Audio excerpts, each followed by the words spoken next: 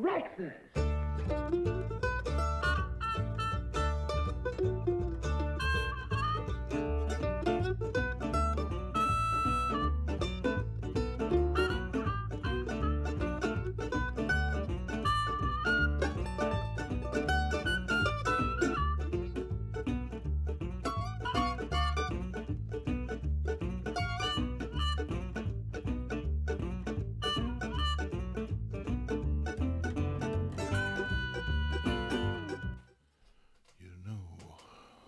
I'm caught in a trap.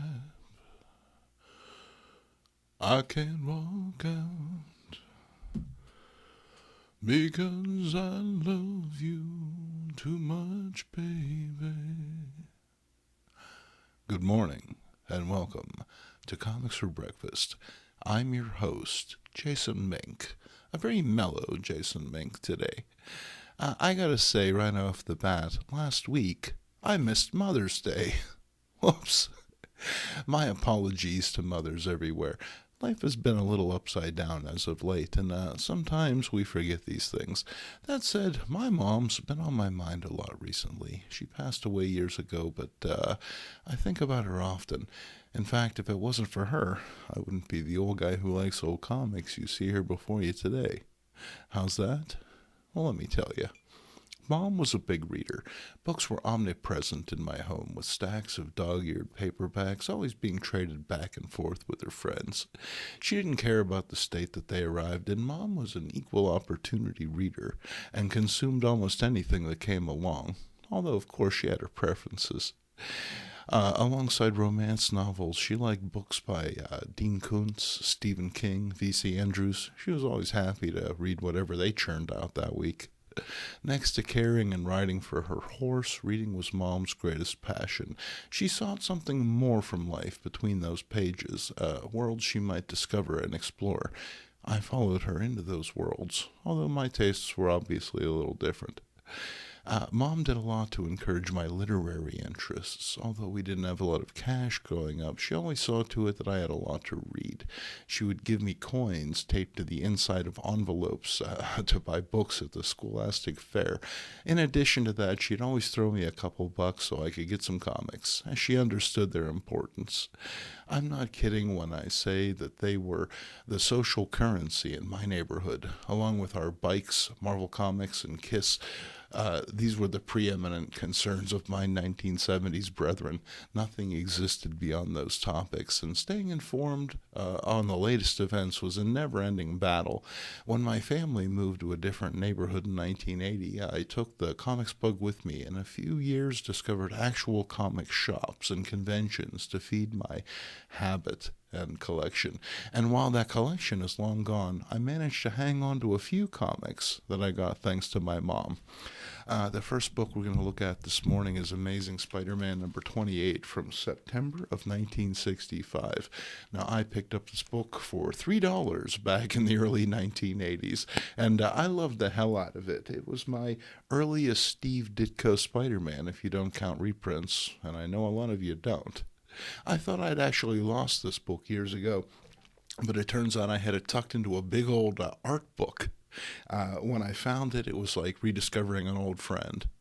An old, brittle friend who can't come outside because of his bad spine and chipping covers. The following images aren't of my usual scans. They're like digital uploads or something. I'm sure they'll look fine on your phone. Enjoy.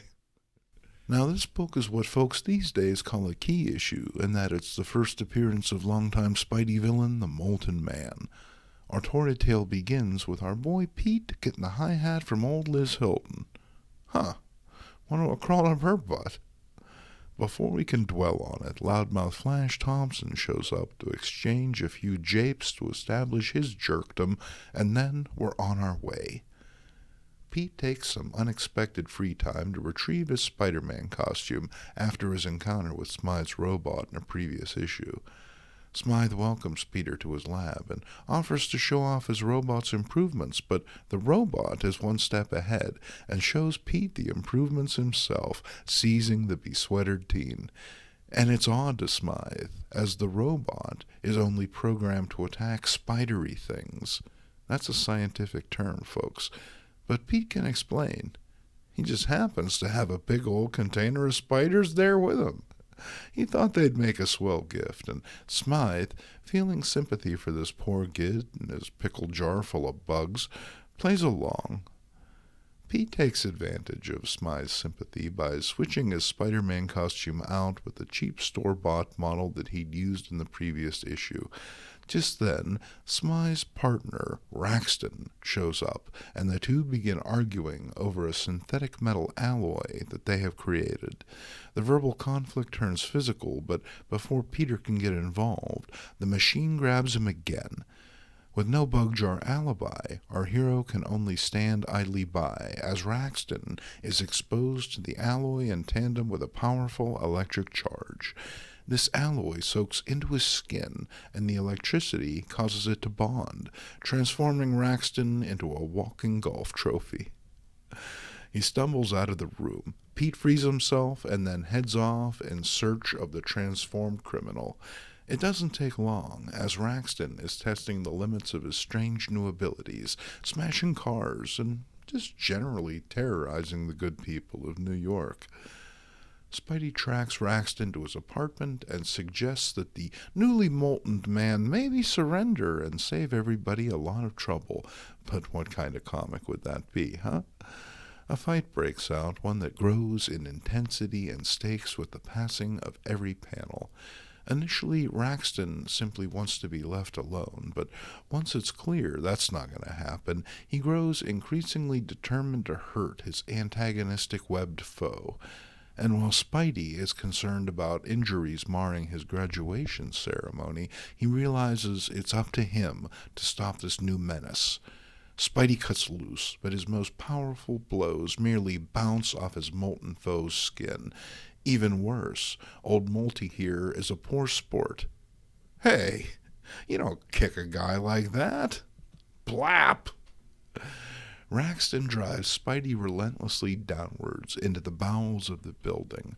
In spite of his best efforts, our hero can't even faze his new foe. In a fun bit of visual humor, a literal light bulb over Spidey's head leads to the web-slinger's last-ditch plan of battling Raxton in the dark. Using his spider sense, Spidey is able to sneak up and incapacitate his foe with judicious use of webbing.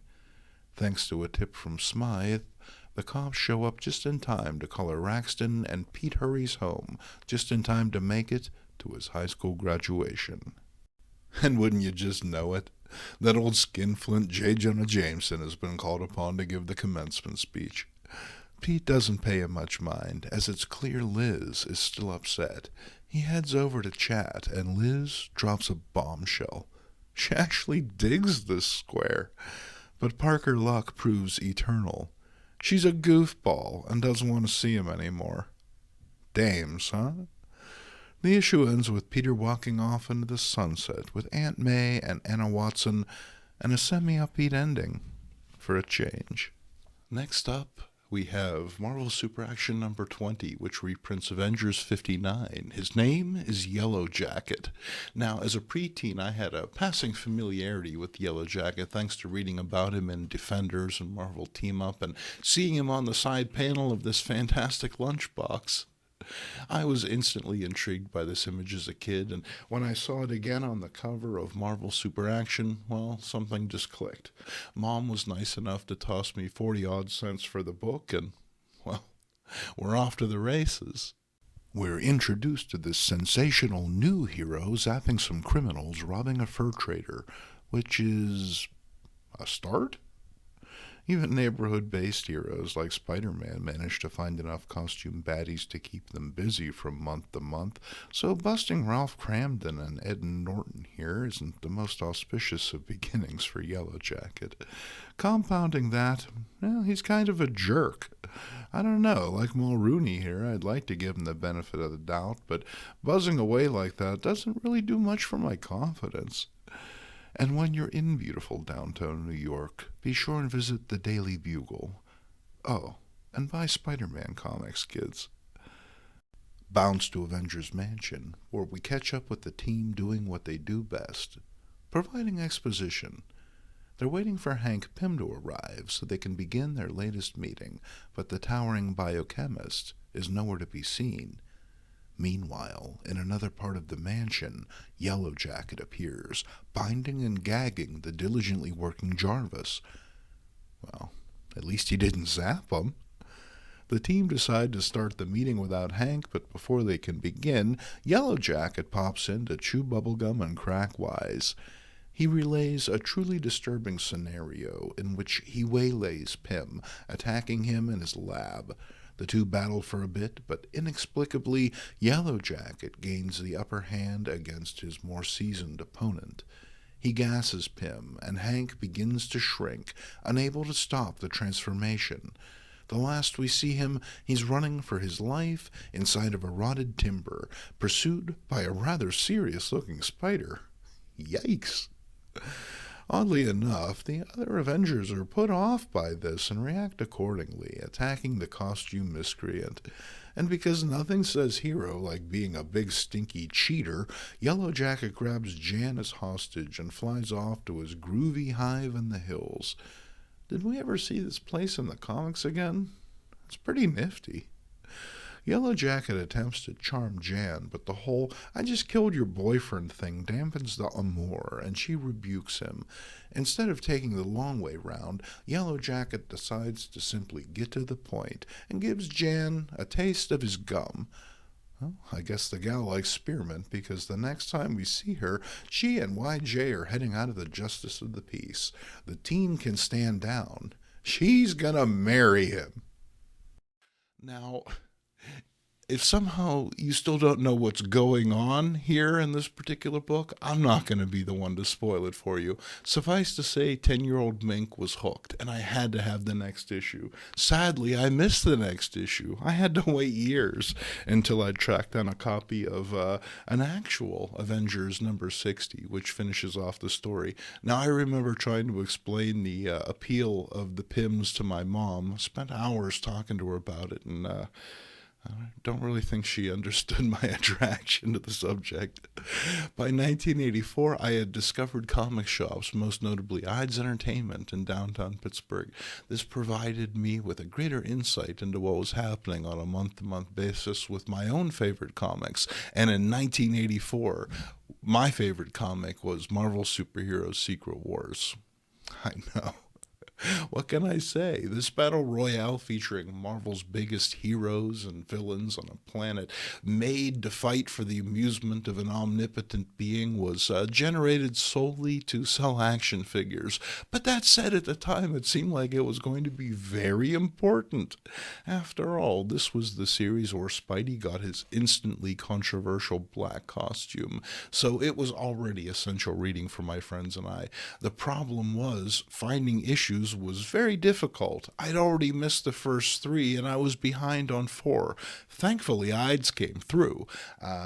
Marvel had been putting out 3-packs of the first 3 issues of Marvel Superhero Secret Wars, so I got those from Ides, but where to find issue 4? Well, turns out, according to my good friend David C. Edwards, there was a candy store right down the street from us, and they sold comic books. Could it be that easy? Didn't have to go all the way downtown to get a copy of this. A book that was sold out anyway. Well, we went on up there, and sure enough, there it was. Marvel Secret Wars number 4. So, what's going on Battle World today? Let's check it out. Well, looks like our heroes are about to be crushed by an entire mountain range. It was this sort of over-the-top stuff that put many readers off of this series, but as a kid, I was willing to buy it, if only to see how it turned out. After a skirmish with the villains, the heroes had turned tail and retreated back towards their temporary headquarters. However, villains being villains, want the enigmatic prize their host offers and are willing to kill for it. In a bid to impress a chick, Molecule Man lifts a mountain range and he drops it on the fleeing heroes. Somehow they're distracted enough not to notice this thing directly above them, blocking out the entirety of the sky. Alright, sure. The villains rejoice, but Doom has his doubts. Meanwhile, after a canoodling session, Thor and Amora the Enchantress drop in on the villains, and while Thor does his best against the evil horde, he is unable to overcome their power and sheer number, and is seemingly zapped into oblivion. That's heroes nothing, villains too. They just have to dust the X-Men, and then the prize is theirs. Speaking of X-Men, we catch up to them trundling along in the equivalent of a high school short bus. While I got they were always popular, I had a hard time taking the X-Men seriously back then. All their grousing and griping about how different they were in a universe populated by Greek and Norse gods, countless alien races, devil dinosaurs, and robots, it all just seemed a tad overly dramatic to me, even then. But forgive me, I'm rambling. Magneto makes Janet comb because it's the 1980s, and well, that's pretty much it. Let's head back to that big rock. Hey, the heroes aren't quite dead. Turns out the Hulk can hold it, but only just, maybe for a minute. Quick, wake Reed up. The scientist MacGyver's a way out for the gang using Spider-Man's web shooters and Iron Man's armor, and the combined power of the Human Torch and Captain Marvel. One Cthulhu later, and the gang are free. And hey, there's Thor. He lost his hat, but otherwise he's okay. The heroes manage to make it back to the base of operations just in time for Ben Grimm to remonstrate into the Thing. His powers act weird on this planet, giving out on him at the worst times. Even more troubling, Galactus has just pulled out the plates and cutlery. It looks like Battleworld is about to be dinner. It's pretty amazing, really. I don't know what I did to deserve all that cash, but I certainly appreciated it. Secret Wars is one of those comics you either loved or hated. It was a fairly polarizing book. I remember it fondly, less for its content and more for the overall experience. It was great fun reading the latest issue with friends and then having to wait an entire month to see just what would happen next. It wouldn't be too long before I was too old to bum money from my mom for comics. But I never forgot her understanding and her generosity. Thank you, Mom, for everything. And thank you for watching. I'm Jason Mink for the Old Guys Who Like Old Comics Network. If you enjoy this t-shirt, or this mug, or perhaps even this broadcast, why don't you consider placing an order at the link below? You can get some fantastic Old Guys swag, and it goes right into supporting broadcasts just like this one. Thank you very much, and I hope to see you next week at breakfast.